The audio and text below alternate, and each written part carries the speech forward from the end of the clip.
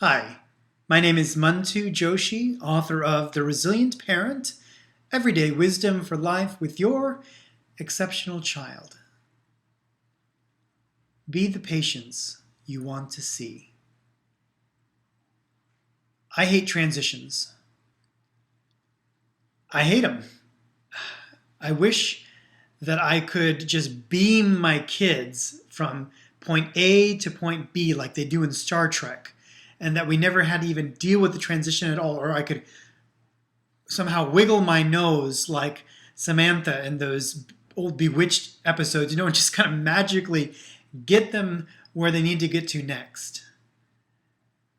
The reality is I have to deal with these transitions, and when there's a transition, most likely someone is going to throw a tantrum. Not too long ago, this happened with my daughter on a particularly stressful, packed day. One of those days where it wasn't possible to have extra time.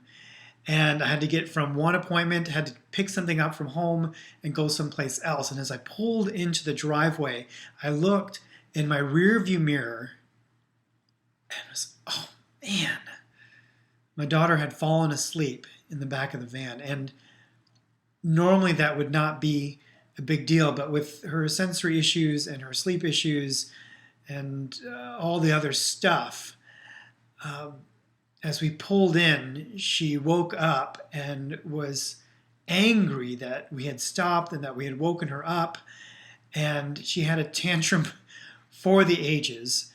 And I remember kind of getting out of the van and just feeling the stress of her tantrum and just thinking, am I going to be able to get to this next appointment on time?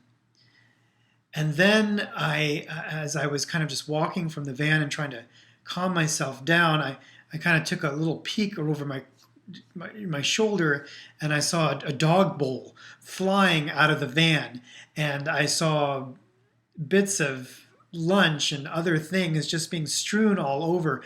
And in spite of myself, I just began to feel the blood just started to boil in me. Have you ever been so angry that you felt like Rocky Balboa before a prize fight? You could feel the cortisol just kind of coursing through you. And I remember at the time that I just needed to be a little bit away from my daughter, and I just ducked behind a fence line that's right by where the car is. And I hid for about 30 seconds. And I just kind of caught my breath. And I started taking those deep belly breaths that we might teach our kids to use.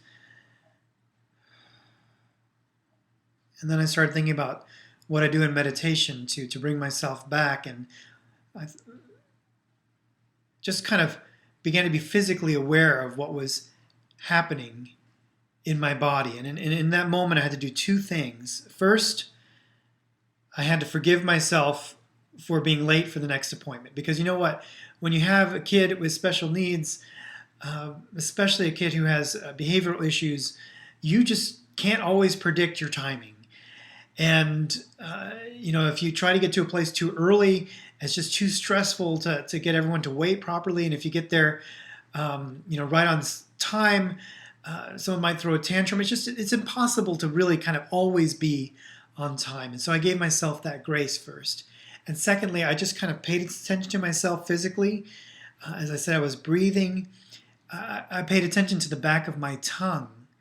It was tight, so I just kind of focused on letting that relax. And then finally, I paid attention to the softness of my eyes. Even if we're pretending to be calm, our eyes always give us away. And so I really try to just let my eyes relax as well. And only when I had that calm back, I went around the corner and I engaged my daughter, and all I just said was, "You lost a privilege," and I just walked away. Being patient is really hard in real life. Being patient, you read this in books or whatnot, and it's easy to kind of to see it, but when you are actually in it, it is so hard to achieve. And yet, it seems like that kind of patience can only really be taught through demonstration. So sometimes I'll even talk out loud and just saying, I'm feeling really stressed, I'm really angry, and so I'm going to breathe. And I just actually say that out loud. And it becomes a teaching moment.